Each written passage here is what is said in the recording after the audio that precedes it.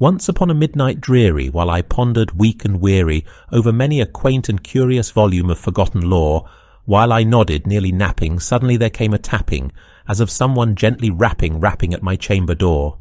"'Tis some visitor," I muttered, "tapping at my chamber door.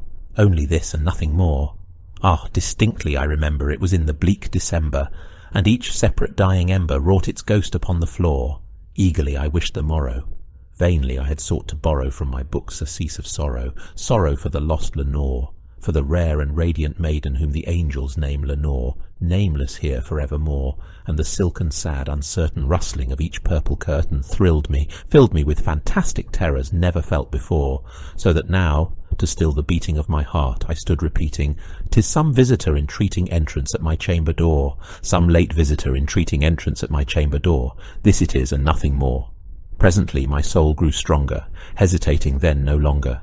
"Sir," said I, "or madam, truly your forgiveness I implore. But the fact is I was napping, and so gently you came rapping, and so faintly you came tapping at my chamber door, that I scarce was sure I heard you." Here I opened wide the door. Darkness there and nothing more. Deep into that darkness peering, long I stood there wondering, fearing, doubting, dreaming dreams no mortal ever dared to dream before. But the silence was unbroken, and the stillness gave no token, and the only word there spoken was the whispered word, "Lenore." This I whispered, and an echo murmured back the word, "Lenore." Merely this, and nothing more. Back into the chamber turning, all my soul within me burning. Soon again I heard a tapping somewhat louder than before. "Surely," said I, "surely that is something at my window lattice. Let me see then what thereat is, and this mystery explore. Let my heart be still a moment, and this mystery explore. 'Tis the wind, and nothing more." Open here I flung the shutter, when with many a flirt and flutter, in there stepped a stately raven of the saintly days of yore. Not the least obeisance made he, not a minute stopped or stayed he, but with mien of lord or lady, perched above my chamber door, perched upon a bust of Pallas just above my chamber door, perched and sat, and nothing more. Then this ebony bird beguiling my sad fancy into smiling, by the grave and stern decorum of the countenance it wore. "Though thy crest be shorn and shaven, thou," I said, "art sure no craven, ghastly, grim, and ancient raven, wandering from the nightly shore. Tell me what thy lordly name is on the night's Plutonian shore." Quoth the raven, "Nevermore." Much I marvelled this ungainly fowl to hear discourse so plainly, though its answer little meaning, little relevancy bore. For we cannot help agreeing that no living human being ever yet was blessed with seeing bird above his chamber door, bird or beast upon the sculptured bust above his chamber door, with such name as Nevermore. But the raven, sitting lonely on the placid bust, spoke only that one word, as if his soul in that one word he did outpour. Nothing farther then he uttered, not a feather then he fluttered, till I scarcely more than muttered, "Other friends have flown before. On the morrow he will leave me, as my hopes have flown before." Then the bird said, "Nevermore." Startled at the stillness broken by reply so aptly spoken, "Doubtless," said I, "what it utters is its only stock and store, caught from some unhappy master whom unmerciful disaster followed fast and followed faster till his songs one burden bore, till the dirges of his hope that melancholy burden bore, of never, nevermore."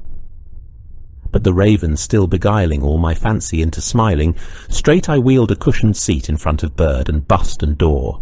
Then upon the velvet sinking, I betook myself to linking fancy unto fancy, thinking what this ominous bird of yore, what this grim, ungainly, ghastly, gaunt, and ominous bird of yore meant in croaking, "Nevermore." This I sat engaged in guessing, but no syllable expressing to the fowl whose fiery eyes now burned into my bosom's core. This and more I sat divining, with my head at ease reclining on the cushion's velvet lining that the lamplight gloated o'er, but whose velvet violet lining with the lamplight gloating o'er she shall press, nevermore. Then methought the air grew denser, perfumed from an unseen censer swung by seraphim, whose footfalls tinkled on the tufted floor. "Wretch," I cried, "thy God hath lent thee, by these angels he hath sent thee respite, respite and nepenthe from thy memories of Lenore. Quaff, oh, quaff this kind nepenthe, and forget this lost Lenore." Quoth the raven, "Nevermore." "Prophet," said I, "thing of evil, prophet still, if bird or devil, whether tempter sent, or whether tempest tossed thee here ashore, desolate yet all undaunted, on this desert land enchanted, on this home by horror haunted, tell me truly, I implore, is there balm in Gilead? Tell me, I implore." Quoth the raven, "Nevermore." Prophet, said I, thing of evil, prophet still if bird or devil, by that heaven that bends above us, by that God we both adore. Tell this soul with sorrow laden if within the distant Aidenn it shall clasp a sainted maiden whom the angels name Lenore, clasp a rare and radiant maiden whom the angels name Lenore. Quoth the raven, nevermore. Be that word our sign of parting, bird or fiend, I shrieked, upstarting. Get thee back into the tempest and the night's Plutonian shore. Leave no black plume as a token of that lie thy soul hath spoken. Leave my loneliness unbroken.